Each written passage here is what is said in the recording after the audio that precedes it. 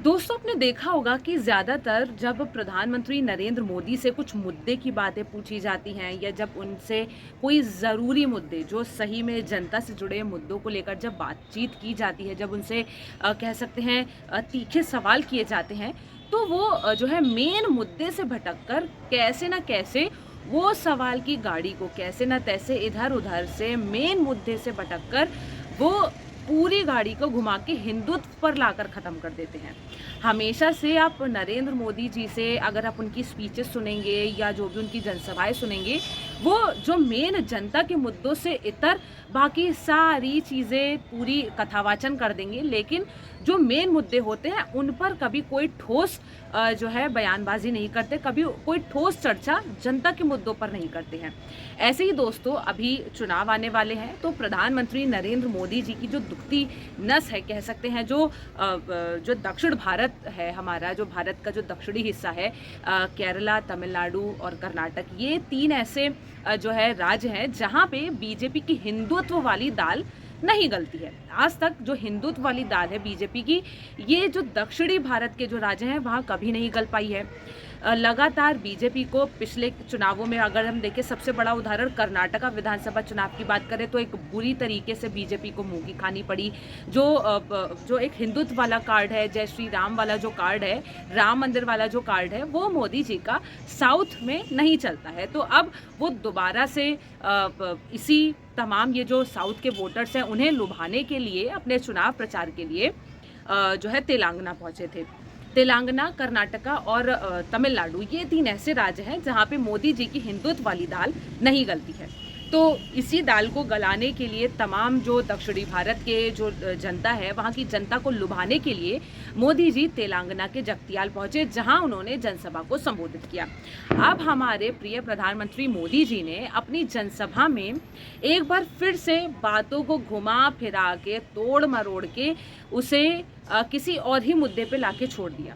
दरअसल हुआ क्या था दोस्तों, एक दिन पहले यानी कि 17 मार्च को राहुल गांधी की जो भारत जोड़ो न्याय यात्रा है, कह सकते हैं उसका जो उनकी एक जनसभा थी, राहुल गांधी की एक जनसभा थी मुंबई में, जिसमें वो ये कहते कि भाई जो इंडिया अलायंस है वो शक्ति के खिलाफ लड़ेगा, जो मोदी जी की शक्ति है उसके खिलाफ लड़ेगा, जो एनडीए अलायंस की जो शक्ति है उसके खिलाफ लड़ेगा। यहाँ पे दोस्तों, आप हो चाहे हम हो या कोई जो मतलब न्यूज़ पॉलिटिक्स में ज़्यादा इंटरेस्ट ना भी रखता हो, तो बड़ी आसानी से उसको ये समझ में आ जाएगा कि जहाँ शक्ति, पावर, इन सब शब्दों की जब बात आती है, मोदी जी के साथ जब शक्ति शब्द का जब प्रयोग होता है, तो बड़ी ऑब्वियस सी बात है, वहाँ पे ईडी, सीबीआई, तमाम सरकारी संस्थाएं जिस तरीके से मोदी जी के लिए बिल्कुल ईमानदारी से काम कर रही हैं, बिल्कुल कर्तव्य का निर्वहन कर रही हैं। मोदी जी के कहने पर ईडी, सीबीआई के छापे होते हैं, मोदी जी के कहने पर एसबीआई इलेक्टोरल बॉन्ड का डेटा नहीं देता है, तमाम इतनी फ्रॉडस्टर ब्लैकलिस्टेड कंपनियों पर कोई कार्रवाई नहीं होती है, लेकिन तमाम विपक्ष के नेताओं पर ईडी, सीबीआई भागकर चला जाता है। तो कह सकते हैं चुनाव आयोग सबसे बड़ी शक्ति प्रधानमंत्री नरेंद्र मोदी की। तो ये जो तमाम सरकारी जो संवैधानिक संस्थाएं हैं, इसे लेके राहुल गांधी कह रहे थे कि हम ये जो मोदी जी की शक्तियां हैं, ईडी, सीबीआई, चुनाव आयोग, एसबीआई, तमाम ये जो सरकारी संस्थाएं जो मोदी जी के लिए एक शक्ति का काम कर रही हैं, इन तमाम शक्तियों के खिलाफ हम लड़ेंगे, इन तमाम शक्तियों के खिलाफ इंडिया अलायंस लड़ेगा। लेकिन भाई अब क्या कहें, प्रधानमंत्री नरेंद्र मोदी जी का ये एक एक्सेप्शनल टैलेंट है कि वो हर बात को बड़े ही जो है इमोशनल, राम मंदिर, हिंदुत्व, महिला शक्ति, नारी शक्ति, फला फला से लाकर जोड़ देते हैं और मेन मुद्दे से भटक जाते हैं। तो इसी मुंबई में जो राहुल गांधी ने ये मोदी जी पे अटैक किया, इसी अटैक पर काउंटर अटैक करते हुए मोदी जी ने तेलंगाना में अपनी जनसभा को संबोधित करते हुए कहा कि भैया, राहुल गांधी तो कहते हैं कि हम जो मोदी जी की शक्ति के खिलाफ जो मोदी जी की शक्ति है, हम उस शक्ति के खिलाफ लड़ेंगे। तो मोदी जी इसका जवाब देते हो आप ज़रा समझिएगा कि किस तरीके से बड़ा इमोशनल टच दे देते हैं मोदी जी, और वो इमोशनल टच देके मेन मुद्दे से भटका देते हैं। मोदी जी कहते हैं कि भाई इंडिया अलायंस वाले कहते हैं कि हम शक्ति के खिलाफ लड़ना चाहते हैं, लेकिन मेरे लिए तो शक्ति, मेरी ये जो तमाम माँ बहनें हैं, मेरी शक्ति तो ये है, मेरे लिए जो शक्ति है वो तो नारी शक्ति है, और मैं इस नारी शक्ति को बचाने के लिए अपनी जान भी दे दूंगा। तो मेरी शक्ति तो तमाम जो बहनें हैं, माँ हैं, जो एक नारी है, वो मेरे लिए शक्ति है। इसका मतलब क्या ये इंडिया अलायंस वाले तमाम उस नारी शक्ति के खिलाफ लड़ेंगे? कुल मिला के उन्होंने, वो भी बिल्कुल बखूबी जानते हैं कि वो शक्ति को लेके किस बात पे पॉइंट आउट करें, लेकिन मोदी जी ने घुमा फिरा के बात को कहाँ पे लाके छोड़ दिया? नारी शक्ति पे। जो ईडी सीबीआई वाली शक्ति का कॉन्सेप्ट था, मोदी जी ने बड़ी चालाकी से उसको नारी शक्ति से जोड़ के सिंपैथी कार्ड खेल दिया। इस पर दोस्तों जो है राहुल गांधी, ऑब्वियस सी बात है, जो है इस पे बोलते हैं कि भाई मोदी जी हमेशा ही उनके बयानों को एक गलत डायरेक्शन देते हैं, गलत डायरेक्शन देकर पूरे के पूरे मुद्दे से ही भटका देते हैं। अब राहुल गांधी मोदी जी के इस काउंटर अटैक पे क्या कहते हैं आपकी स्क्रीन पर? मोदी जी को मेरी बातें अच्छी नहीं लगती, किसी न किसी तरह उन्हें घुमाकर वो उनका अर्थ हमेशा बदलने की कोशिश करते हैं, क्योंकि वो जानते हैं कि मैंने एक गहरी सच्चाई बोली है। जिस शक्ति का मैंने उल्लेख किया, जिस शक्ति से हम लड़ रहे हैं, उस शक्ति का मुखौटा मोदी जी है।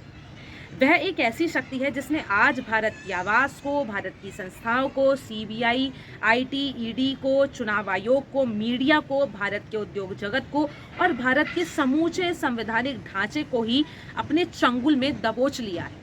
ये है मोदी जी की शक्ति। राहुल गांधी जैसा कह रहे हैं, उसी शक्ति को भारत के बंदरगाह, भारत के हवाई अड्डे दिए जाते हैं, जबकि भारत के युवा को अग्निवीर का तोहफा दिया जाता है, जिससे उसकी हिम्मत टूट जाती है। उसी शक्ति को दिन रात सलामी ठोकते हुए देश की मीडिया सच्चाई को दबा देती है। उसी शक्ति के गुलाम नरेंद्र मोदी जी देश के गरीब पर जीएसटी थोपते हैं। महंगाई पर लगाम न लगाते हुए उस शक्ति को बढ़ाने के लिए देश की संपत्ति को नीलाम करते हैं। उस शक्ति को मैं पहचानता हूँ, उस शक्ति को नरेंद्र मोदी जी भी पहचानते हैं। वह किसी प्रकार की कोई धार्मिक शक्ति नहीं है, वह अधर्म, भ्रष्टाचार और असत्य की शक्ति है। इसलिए जब जब मैं उसके खिलाफ आवाज़ उठाता हूँ, मोदी जी और उनकी झूठों की मशीन बौखलाती है, भड़क जाती है। तो यहाँ पे दोस्तों आपने राहुल गांधी की बातें सुनी, उन्होंने साफ तौर पे बड़े ही जो है कह सकते इनडायरेक्टली जो ये तमाम संवैधानिक संस्थाएं किस तरीके से लिए मोदी जी के काम करती हैं, किस तरीके से वो बीजेपी के लिए काम करती हैं। हाल ही में इसका बड़ा उदाहरण इलेक्टोरल बॉन्ड है कि कैसे बीजेपी ने ईडी, सीबीआई, एसबीआई का इस्तेमाल करके तमाम बड़े बड़े औद्योगिक समूहों से जो है चंदा उगाही के लिए ईडी, सीबीआई का इस्तेमाल किया। तो दोस्तों ये एक अवैध शक्ति नहीं तो और क्या है, और इसी शक्ति की राहुल गांधी बात कर रहे थे। लेकिन नरेंद्र मोदी जी ने इस शक्ति को किस तरीके से नारी शक्ति और फला फला के तीन तम्मड़ के मुद्दों पे लाके डाइवर्ट कर दिया और मेन मुद्दे से जनता के ध्यान को डाइवर्ट कर दिया। और हमेशा ही दोस्तों, ये पहली बार नहीं है, हमेशा से ही जब भी मोदी जी से कोई बेरोजगारी, महंगाई, जनता के मुद्दों पर बात होती है, वो पूरी जो पूरे मुद्दे को, पूरी बातों को हिंदुस्तान पाकिस्तान पे लाके छोड़ देते हैं, राम मंदिर पे लाके छोड़ देते हैं, हिंदुत्व पे लाकर छोड़ देते हैं। कुल मिला के वो मेन मुद्दों पर चर्चा नहीं करते हैं। इस तरीके से दोस्तों जो हमारे एक प्रधानमंत्री की एक जवाबदेही होती है, वो ही प्रधानमंत्री असल मुद्दों से भटक जा रहे हैं, जनता को भटका रहे हैं। लगातार मेन मुद्दों पर चर्चा ना करते हुए एक अलग ही डायरेक्शन में मुद्दों को डाइवर्ट कर दे रहे हैं। इसे लेकर आप क्या सोचते हैं? क्या एक जिम्मेदार जवाबदेह प्रधानमंत्री को ऐसा शोभा देता है? तमाम जो विपक्ष अगर अटैक भी कर रहा है तो प्रधानमंत्री जी को क्या इस तरीके से उसका काउंटर अटैक करना चाहिए, मुद्दों से भटक कर? तमाम बातों को लेकर दोस्तों आप क्या सोचते हैं कमेंट सेक्शन में हमें ज़रूर बताएं। तब तक के लिए मुझे दीजिए इजाज़त। नमस्कार।